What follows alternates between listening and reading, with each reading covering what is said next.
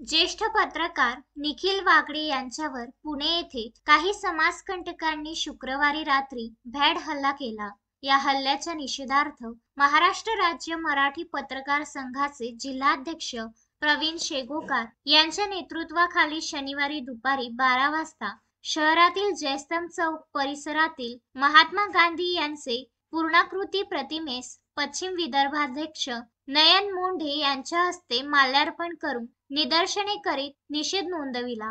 जिल्हाध्यक्ष प्रवीण शेगोकार यांच्या नेतृत्वात करण्यात आलेल्या निषेध सभेला प्रामुख्याने महाराष्ट्र राज्य मराठी पत्रकार संघाचे पश्चिम विदर्भाध्यक्ष नयन मुंढे उपस्थित होते। यावेळी निखिल वागडे आगे बढो निखिल वागडेंवर झालेल्या हल्ल्याचा निषेध असो, हल्लेखोरांना त्वरित अटक झालीच पाहिजे, पत्रकार एकजुटीचा विजय असो, पत्रकार संरक्षण कायदा लागू करा, हल्लेखोरांचं करायचं काय, खाली मुंडकं वरती पाय, हम सब एक हैच्या घोषणा देण्यात आल्या। यावेळी प्रामुख्याने विविध माध्यमांचे प्रतिनिधी सहित प्राध्यापक संजय शेंडे, ज्येष्ठ पत्रकार अशोकभाई जोशी, यशपाल वरठे, प्रणय निर्बाण, अमर घाटारे, जयंत सोनवणे, पी.एन. देशमुख, खोजियमा खुर्रम, गजानन जिरापुरे, शुभम मेश्राम, संजय तायडे, रोहित खडे, नासिर हुसेन, सूरज दहाट, गजानन खोपे,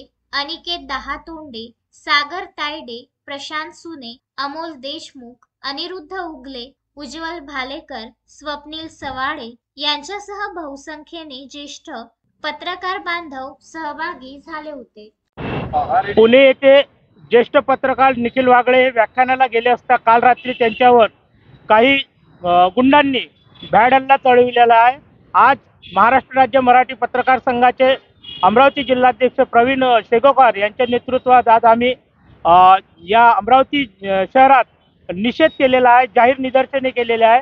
आज गांधीजींच्या पुतळ्यासमोर गांधीजींच्या साक्षीने आज पत्रकारांना म्हणजे आम्ही गांधीजींच्या साक्षीने आपल्याला सांगू इच्छितो की आज पत्रकारांनाही जगणे कठीण झालेले आहे। पत्रकार आज समाजाचा आरसा असतो, मात्र खरोखरच पत्रकारही सुरक्षित राहिलेला आहे का? काल परवापासून आपण पाहतोय की आपल्या महाराष्ट्राचा बिहार केलेला आहे। दर दिवसाला इथे गोळीबार होत आहे, लोकप्रतिनिधी इथला सुरक्षित नाही।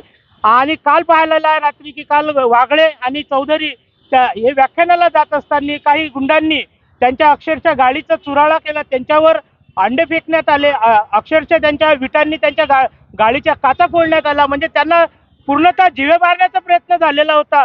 आम्ही आपल्याला महाराष्ट्र राज्य मराठी पत्रकार संघाच्या माध्यमातून सांगतो की आज इथला महाराष्ट्रातील पत्रकारही सुरक्षित नाही।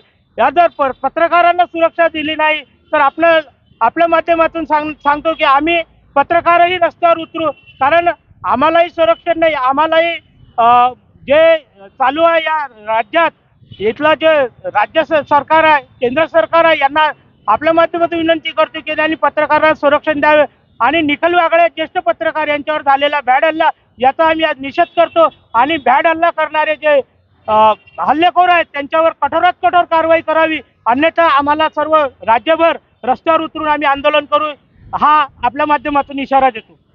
अशोकभाई जोशी, विदर्भ न्यूज, अमरावती।